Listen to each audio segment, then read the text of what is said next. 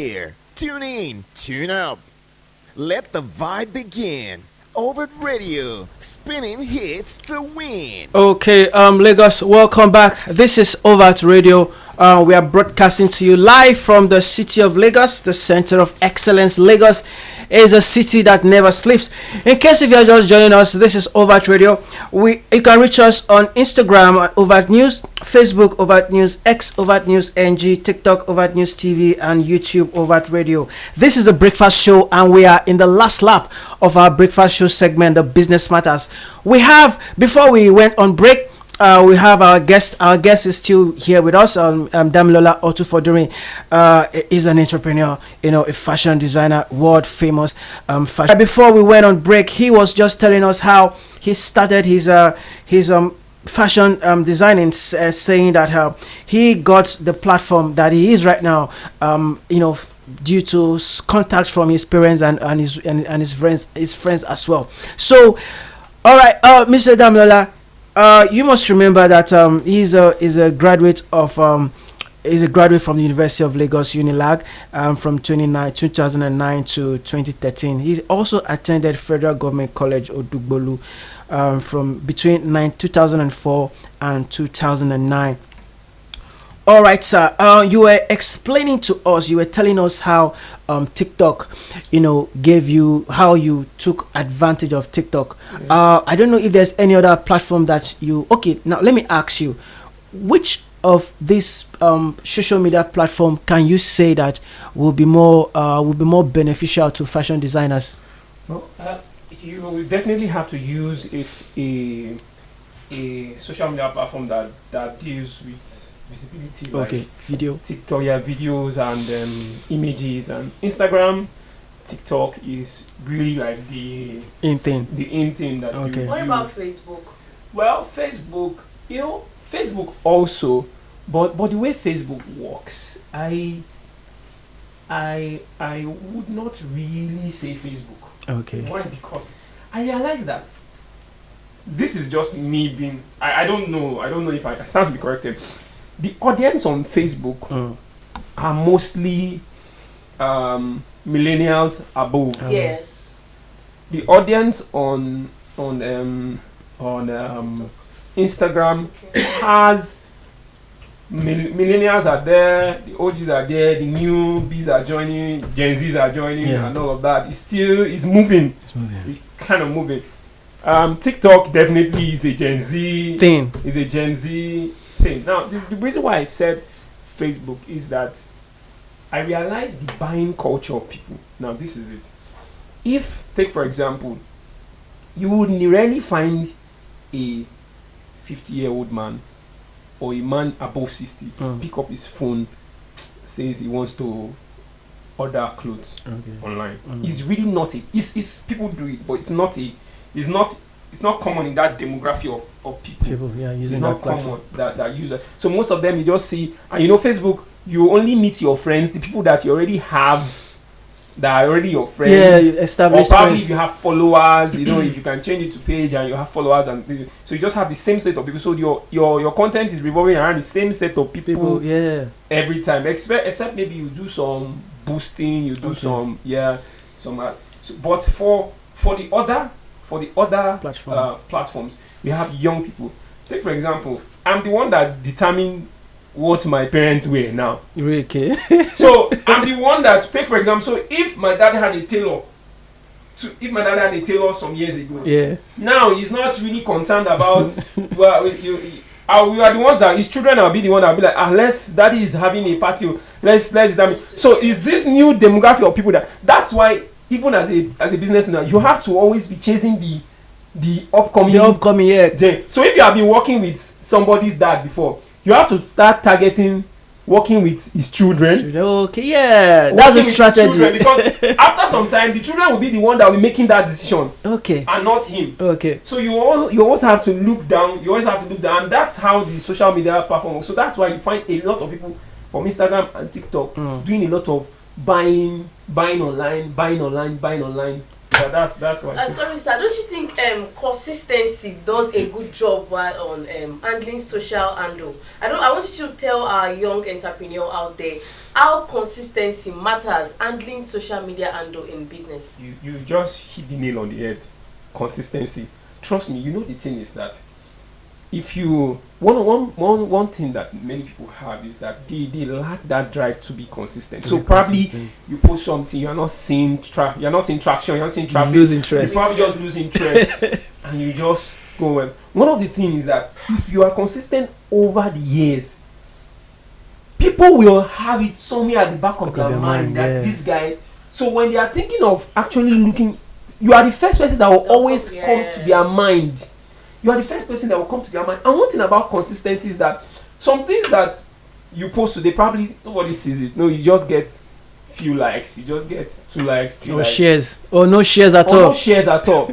Perhaps somebody has seen it. You know, yesterday I just woke up. Someone placed an order for a particular suit and sent me a video that I remember the day I posted that video. I was even in public transport. I was coming towards Yabaye. So I just did that video reluctantly and posted it. The video didn't even get more to like traction. And because of that video, somebody made a very big order because of that video. The person downloaded the video and sent it to me. Took my number online, then sent it to me and said this thing. But if I had said this thing I'm not getting much traction, yeah. But I post on all social media platforms. Okay. I do on all social media platforms. All right, sir. Thank you very much. You are a businessman. Yeah. You are into business. I think I know you because I was under your dad. I did my COS in your dad's office while he was at the Nation. I did my COS, and that was how I knew your dad, and I started following you on social media. Now that you are a businessman, I'm sure there must be some challenges that business owners in this country face. Oh yes. Can you give us 1, 3, 2, or even 5 tips that you've encountered? Well, it's a no-brainer. Our biggest problem as entrepreneurs is power. Electricity is power. It's a no-brainer. Every entrepreneur, every business, even with the introduction of solar panels and this new renewable energy, there's still a limit to some of the things it can do. Yeah, there's still a limit to some of the kind of things we use might not be able to power those things. Although yes, they are now bringing more advanced technologies that can actually power, but they are not what the average person will be able to afford to be for business. So that power is a challenge. Mentoring is also a challenge. There's no structure. There's no proper structure. You have to actually go the extra mile. Well, that's what the spirit of entrepreneurship does. That if you have chosen that path, you actually have to look for people who are already doing what you want to do, and you find them yourself. So you have to go pursue. There might not be any structured mentoring platforms. I know people are trying to put up 1 or 2. I'm a part of some. Some people have put me up on some platforms where you can mentor people directly that are in line with your profession. But that is really not. So people just do things with common sense. Okay. Just do things, and that's why we get common results. We just have everybody. Once you just go to, you just learn. You just buy a machine. You just start sewing. You just post the clothes. You just feel that's how we. There's no proper knowledge, or there's no proper knowledge for business. Even people that I know that went to do this is no shade to those that have gotten their MBA. I know some of my friends that after we graduated from Milan went back to do their MBA, and there's nothing MBA about them. There's nothing MBA about them. So sometimes even the education that people are getting, even the education, I was shocked to my bones. I met a friend who works in one of these government schools, and I saw the lesson notes, and they were using hands to write the lesson notes, like they were literally using biro and paper. So that was the lesson. So I said, can't they type this lesson notes? Can't they use document it? Yes, can't they document it? We don't have to write it. It. No, that's the standard. That's how. it works. So there's no new innovation. Okay. There's no new. And also another major challenge is availability to modern technology. Take for example, there are a lot of new equipments that are coming that are easing work. Okay. But these things are not. It's when probably it has been maybe in the West for maybe a couple of years. Then we are now introduced to it. Like take for example, if you notice a trend now, the people that do embroidery on agbada. Okay. Before, when you want to do embroidery on agbada, you have to go to some of these people. They will sit down in the machine. They will be doing the embroidery. They will draw. They will be doing the embroidery. Now there's monogram machines now do those jobs and makes it faster. Although monogram is actually very costly. To buy one monogram is about 7 million. So the tailor will not probably be able to afford that except you made quite enough money and things like that. So those are some of the things that I have seen to be. Thank you so much. I want to ask, how do you deal with issues like high production costs, like unstable electricity, and competition? High demand. How do you meet up? Yeah. But that's also part of the challenge. Like you said, electricity, high production cost. The thing there is that when there is no electricity, you have to improvise. Okay. So definitely it's going to affect the production cost at the end of the day. So probably production cost was supposed to be, you calculated it to be 30,000, and the cost of production maybe 30,000. Then maybe yes, you've calculated that you have power at this particular point in time. Maybe something happens to the transformer or something.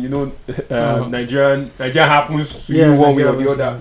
You cannot meet up. You go to the market, they tell you that they have increased the price. So it's like you even have to call the market and say, okay, what is the price today?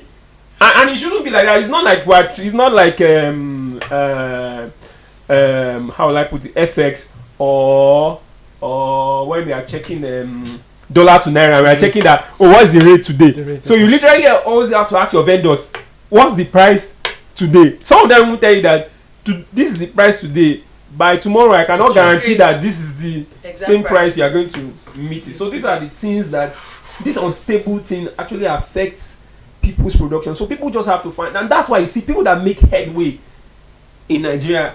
It takes a lot, but you find out that it builds your resilience. You now begin to find ways to navigate and get results that you want, because the truth is that customer is not concerned about all these things. The customer wants results, and you just have to give that result. You just have to find a way to give that result.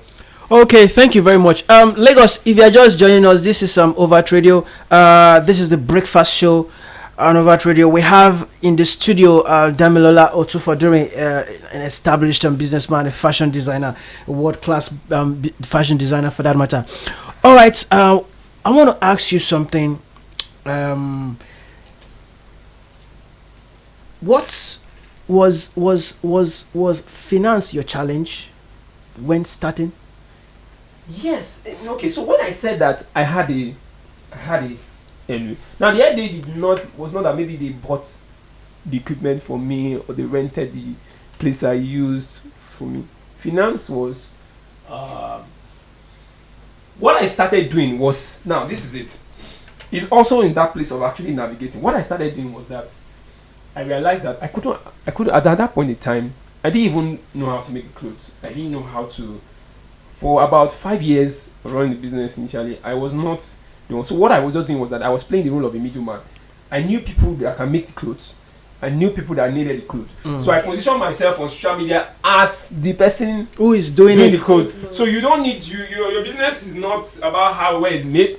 You just need to get your own results. So I had people in different places. I had tailors in different locations. Wow. So I would just go to them and tell them that, okay, I want to make a suit. They would just think I'm just coming. Although as I was coming consistently, they knew I was actually using it for business. So we built a relationship over time, and then from there I moved from when I made quite enough money. I can still remember as I'm talking to you now. The joy I felt buying the very first machine I ever bought. Like remembering it now, the memory gives me joy. I remember that day I saw the money and I gathered the money and I took the money and I went to buy the first machine. I bought the first machine. By the time I bought the first machine, I bought the second machine. And then I was not even sewing. Okay. Because I realized that I couldn't meet up with the demand. Yeah. So I can't be sewing if I needed to. So all I needed to do was to talk to some tailors. I looked for people that were. So I also built, now this is also understanding how to build. I built relationship with some of the boys that were learning under some of those people that that was doing business with them. So some of those guys, the moment they were leaving their bosses, they came directly to me. So they already had consistent pay. So I pay them. We reached an agreement. Yeah. I pay them per job, and the business continued over time, and that's how it does. And that was how the finances were gathered, and because truth is that if you are actually waiting to, if you get a lump sum of money, trust me, you will not, you won't get the. If I take for example, someone who has never done anything about fashion, just say, oh, I'm interested in doing fashion. I want to start a fashion business, and I give the person 10 million. Within 5 months, that person would not have made anything. The money would have even finished. Probably the first person think that, oh, I need to rent a shop. Yeah. Oh, I need to buy the machine. The person will buy all the machines. The person will not understand that I actually need to build clientele first before I start thinking of all these things. All these things I was saying, all these 5 years, I was actually doing it from my parents' house, like in the room, in my room. All those guys used to work in my room. The machines were in my room. So, but I will get a good place to take the pictures, do all these things, put on social media. But they will make the things in my room, do everything in my room there before we do. And that was how I got the money. I didn't get any dime from my parents. Didn't give me like money to start buy anything. It was the money that was made from the business that I used to buy everything. All right, thank you. Would you advise somebody who is coming up as a fashion designer or any business owner, an aspiring business owner, would you advise that person to go to get money from the government to start up? I used to listen or to this. What is the best way to start up? Is it getting grants or you starting from the scratch? Well, it depends on the type of business. Okay. There are some types of business, this is not mean by, there's some type of business that you just need, like, it needs heavy capital. But I used to like the saying of, I don't know if you know this man called Vusi Tembakwayo. Yeah. I used to listen to him a lot. He was on a platform last year, I guess. Yes. Yeah. So he said something. I remember there was an old video of his. He said, as an entrepreneur, you don't need funding to grow from 0 to 10. But you need funding to grow from 10 to 100. Okay. So from the beginning part of the business, your business should not be thinking about how to get money to do this thing. Okay, look at how I told you that I was standing as a middleman and getting. If I had I probably would not have done. I probably would not think of that. And then maybe I will just buy some machine and not be expecting people to come and buy. And business won't grow that way. So the early stage should not be thinking about how to get funding. Funding should be a seed to cause growth, not to start. Okay. Funding should be a seed to cause growth, not to start. It's not funny. Not that until I give you 10 million that you now start. So take for example, if I give you 10 million now, if you don't have any money, your head will open. You know that you need to do this, you need to pay rent, you need to pay workers, you need to make money. So funding is not what you need to start. Funding is what you need to grow. To grow. Okay. Thank you very much. I want you to answer this question, sir. How do you manage finances, especially when business are very slow? There is no market. Okay, so how do you cope when there's no customer? Okay, so I like to go. Should I say spiritual or something? Yeah. So this is because I had a message once from I can mention the name. Of course, Joseph Selman. And he said something. He was giving this illustration of Joseph, the 7 years of abundance and the 7 years of scarcity.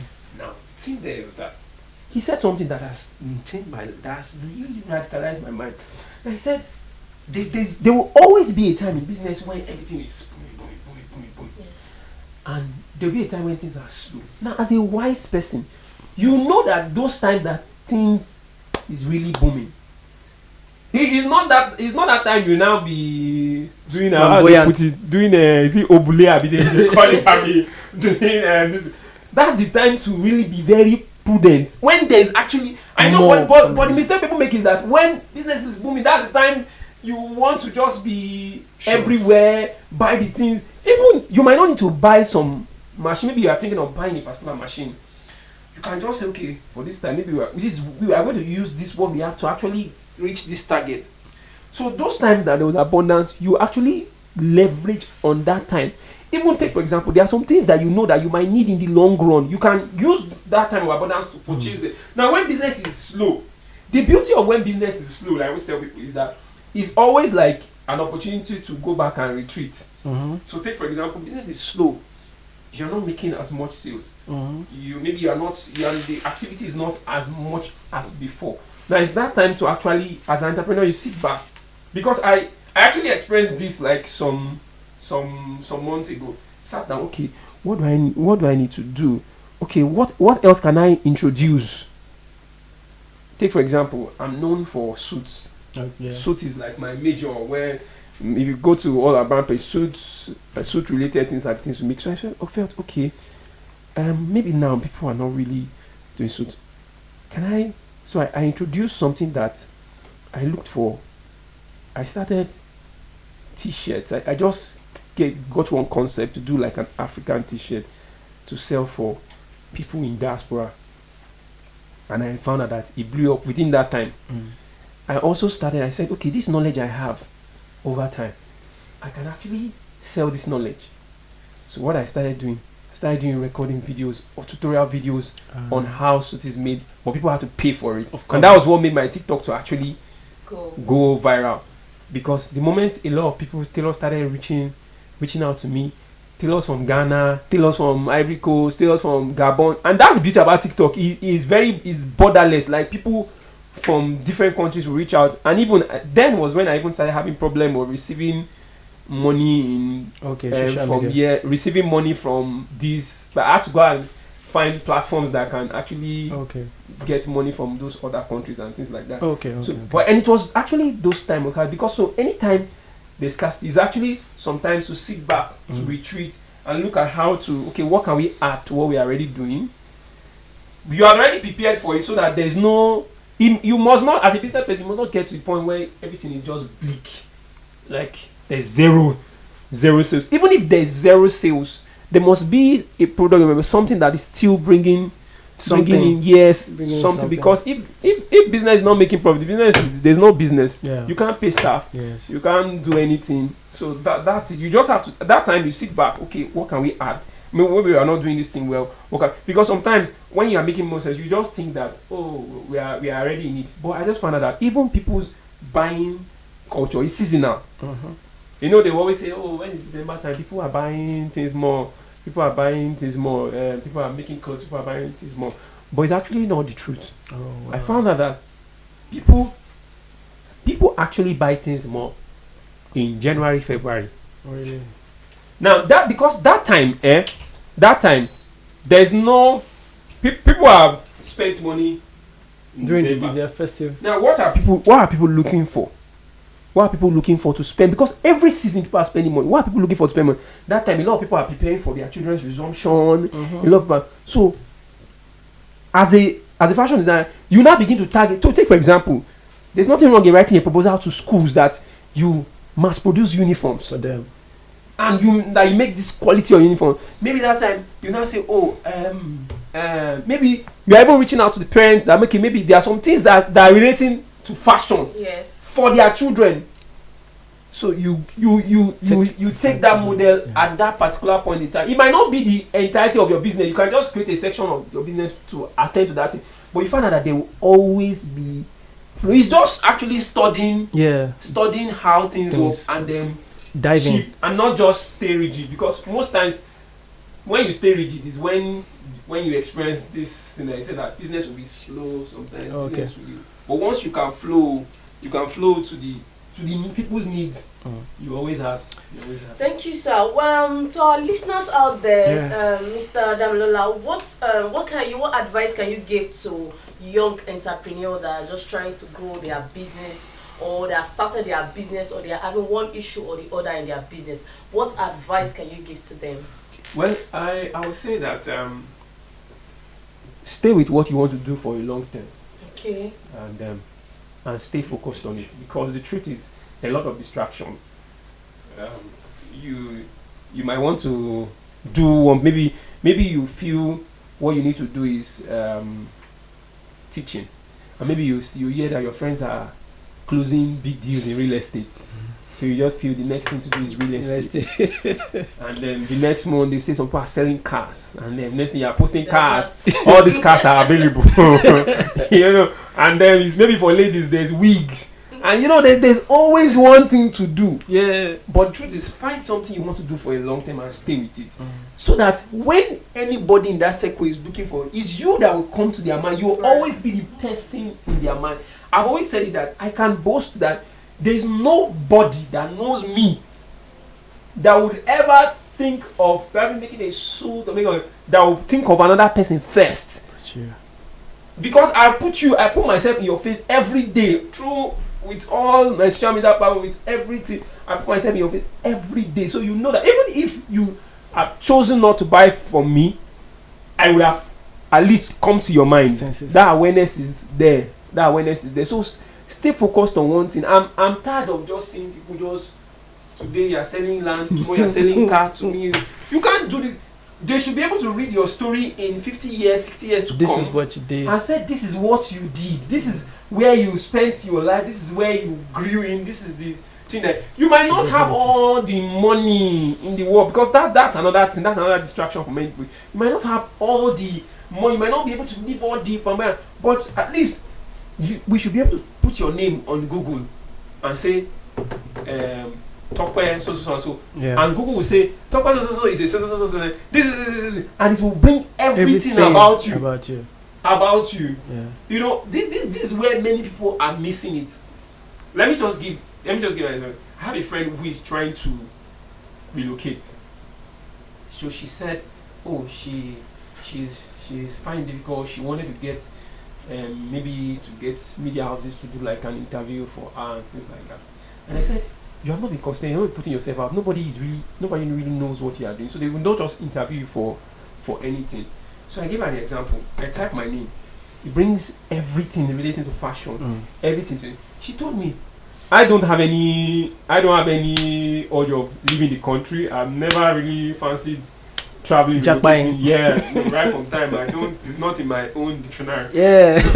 So she said, look at C. She said, you have everything that is required. That if you they go with this thing, that they will give it to you free. Sharp. She said, you'll give it to you free. But I said, and by me, I don't even have intention. So you that you want intention, you need to take it serious. So the thing is, I always tell people, in the next 20-10 years, you must be able to put your name on Google, and it must bring one particular thing that you are known for. One thing that you are known for. That's what will give you. That's what will give you fulfillment at the end of the day. That's my. Thank you, Mr. Damlola. It's been an inspiring conversation. I have a last question. Okay. Yes. Thank you very much. The current administration, Bola Ahmed Tinubu, is trying to ensure that Nigerians from abroad come here to establish their businesses. What would be what will you tell the government to do for Nigerian entrepreneurs? What is your advice? It's to give us like an enabling ground to do business. You know, even all this news about all the tax and everything that's coming is already putting a lot of people in panic mode. People are thinking that what's going to be happening to my business and things like that. It's trying to give us like a proper enabling ground. Let's see that the government is ready to support people that are doing. I know there are a lot of SME funding programs and things like that to help. But we need more of things like that. Should I tell you that 70%, if you see people that are in fashion online and all, even including myself, 70% of our sales come from Nigerians in diaspora. 70%? Yes. 70% comes from Nigerians in diaspora. Because how many people can I put a suit for 200,000, 250,000? How many people in Nigeria can afford a suit of that price? Maybe people that are maybe like that. somebody that maybe is trying to the times people spend, like maybe they are doing wedding, they say okay, no, they've been saving this money, they want to. Yeah. But for something to be consistent, the majority of our sales are people, so we are producing and we are sending out. Yes, it's helping diaspora remittance in Nigeria and things like that. But truth is to also enable environment, and also for the people themselves, because a lot is really happening. A lot of young people out there looking for what to do, confused, don't even know how to go. There should be some, I really don't know how to put it, but there should be some kind of should I say programs in saying that help. Take for example like what we are doing now. Yes, yeah. People, any young person that listens to this now will be like, oh, at least there's hope. Privilege. I still listen to a podcast before coming here this morning. I listen to different podcasts like almost every day. This was the founder. I was listening to the founder of Chicken Republic.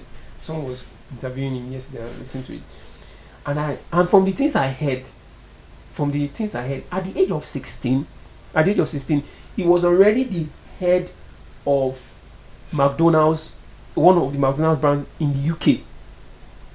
A 16-year-old will not head any eatery, even a Mama Put in Nigeria. Yeah. But they have the know-how. The government needs to begin to recognize that young people can actually do things. They should take them serious, because they should take young people seriously. That's the thing. And the truth is, my last word is that we will not do it the way the old people have done it. Yeah. That's just the truth. We will not do it the way the old people have done it. But the goal is that we will still achieve the same result. Yeah. We will still achieve the same result once upon a time. To do radio like this, I can tell you have to go through a lot of this. There are people today that have built brands online and they have become a voice. That become a voice. I was watching an interview. This guy, I don't know if I can mention some names. Jay on Air. Okay. And I watched. I saw how this guy started from doing skits, moved to doing podcast. You will see that progression. I saw the progression, and I saw that today in the media space, this guy has just become a voice, and he has not worked for any media brand. He has just built himself. Even the late that guy that was killed in America, Charlie Kirk. Yes. Yeah. They don't work for podcast. anybody. Yeah. They are not. They just started doing this. Yes, social media again was playing out, but we need to take the young people serious. The way it has been done before is not how it will be done. Oh, thank you very much. You really said it. Yeah. Lagos, that is what we bring to you. We bring to you loads and loads of information. Thank you very much, Damilola Otufodunrin, for this time that you spent with us here on Overt Radio. Lagos, this is Overt Radio. His interview has ended the breakfast show for us. We can't say more than what he has said. He's an expert who will just make sure that we keep on playing this interview over and over and over again across our social media platforms, so that the young Nigerians out there can learn from Mr. Otufodunrin. Thank you very much, sir. God bless you. Yeah, God bless you. We hope we'll bring you back here anytime soon. Thank you very much, sir. All right, Lagos, we will be signing up from this note. I am Ken. I'm going to see you tomorrow. And I'm Ibukun Oshodipe.